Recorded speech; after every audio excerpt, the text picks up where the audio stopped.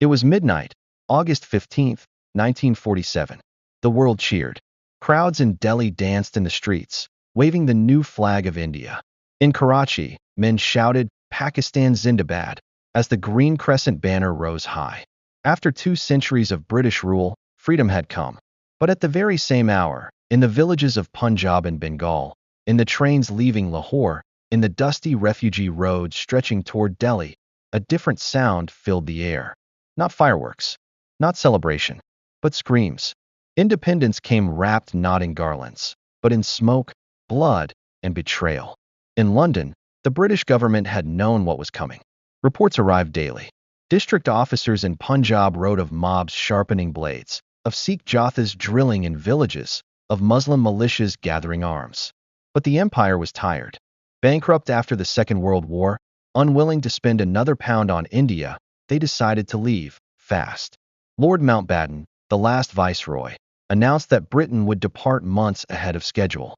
The borders between India and Pakistan would be drawn by a man who had never set foot in Punjab or Bengal before. Cyril Radcliffe, an English lawyer, was given 5 weeks to carve apart a subcontinent that had lived together for centuries. 5 weeks to decide which village would belong to India and which would belong to Pakistan. He drew the lines on maps.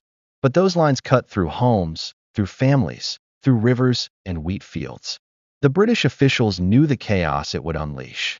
And yet, they downplayed it. One memo from Whitehall whispered the truth. There will be trouble, but it will pass. Best not to exaggerate. Trouble. That was the word they used for what became one of the largest massacres of the 20th century. When the maps were finally revealed, the people of Punjab and Bengal discovered they were suddenly on the wrong side of a border. Muslim families in Amritsar, Hindus in Lahore, Sikhs in Rawalpindi. Overnight, they were told they no longer belonged. Fear turned to frenzy. Villages that had lived side by side for generations were swept by suspicion. Rumors spread faster than truth. They are coming to kill us. Burn them first. Kill them before they kill you. Entire communities picked up weapons. Neighbors turned against neighbors. Trains became moving coffins. Carriages packed with refugees crossed the border, only to be stopped by mobs. When the trains arrived, they carried not passengers, but corpses. One British officer later admitted in his diary, "We counted 1,000 bodies on a single train. Men stabbed, women stripped, children without heads." But that diary was hidden away. The public was told only of sporadic violence. It is said that the roads of 1,947 were rivers of people.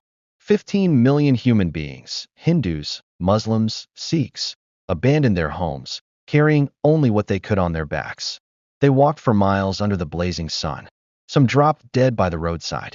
Others were attacked by bands of looters. A Sikh father carried his 2 young daughters as he walked from Lahore toward Amritsar. When he heard the mob approaching, he set them down, kissed their foreheads, and slit their throats, because he would rather kill them himself than let them be taken. A Muslim woman in Gurdaspur hid in a haystack with her infant child while her village was set ablaze. When the mob came close, she pressed her hand over her baby's mouth to keep him quiet. Hours later, when it was safe, she found he had suffocated. A Hindu boy of 12 watched as his parents were cut down while they tried to board a refugee train. He escaped only because he was small enough to hide under their bodies until the killers were gone.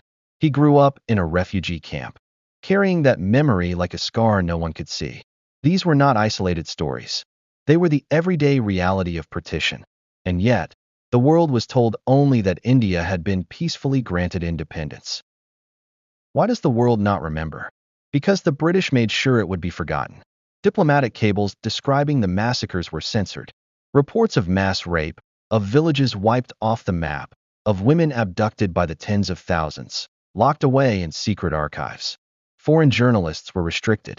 Those who managed to travel into Punjab or Bengal saw corpses lining the roads, fields of vultures feeding on human flesh. But their stories were edited before they reached the press.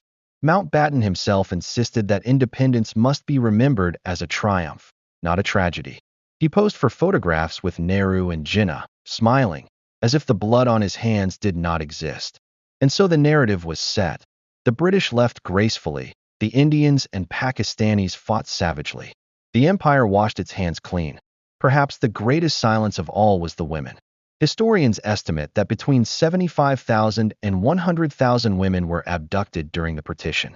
Some were raped and killed immediately. Others were forced into marriages across religious lines. Many never returned to their families. But these women did not appear in the official reports. To speak of them was to tarnish the image of independence. To admit their suffering was to admit the failure of both nations and the guilt of the departing British. For decades, their voices were erased. They lived in shadows, their trauma passed only in whispers to their children. The world remembers flags and speeches, but it forgets the women who disappeared into silence. By the time the violence ebbed, nearly 1 million people were dead. 15 million had become refugees. The greatest forced migration in recorded history. And yet, in London, the official record remained clean. Independence Day was presented as a story of freedom, not of fire and blood.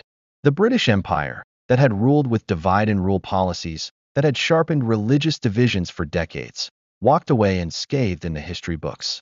The scars, however, remained on the subcontinent.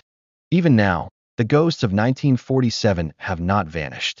The barbed wires of Kashmir, the wars between India and Pakistan, the divided families who live on either side of the border, unable to return to the homes their grandparents once owned. Every August, India and Pakistan celebrate their independence with parades and fireworks. But beneath the flags lies a silence, a wound too deep to heal. The survivors, those who are still alive, rarely speak. Their memories are too heavy, too painful. But history whispers. It whispers in the abandoned houses of Lahore, where Hindu gods once stood. It whispers in the ruins of Amritsar, where Muslim families once prayed. It whispers in the broken Bengals, the burned fields, the trains that never reached their stations. The partition of 1947 was not just the birth of two nations. It was the death of unity, the death of innocence, the death of countless lives that never entered the history books. The British called it trouble, but the people who lived through it called it hell. Today, the world remembers India and Pakistan's independence. But behind the celebrations lies a truth long suppressed. That freedom was purchased with rivers of blood. That independence was born in the shadow of silence. That the greatest empire in the world chose to leave not with dignity, but with deceit, hiding the massacre of millions beneath a veil of propaganda. The archives may have been locked. The reports may have been censored. But the land remembers. The people remember. The soil of Punjab and Bengal still carries the ashes of 1947. And when the world speaks of independence, the ghosts of partition rise, to remind us that history is never as clean as it seems. Because the partition was not just a line on a map. It was a scar carved into the heart of humanity. A scar that bleeds still.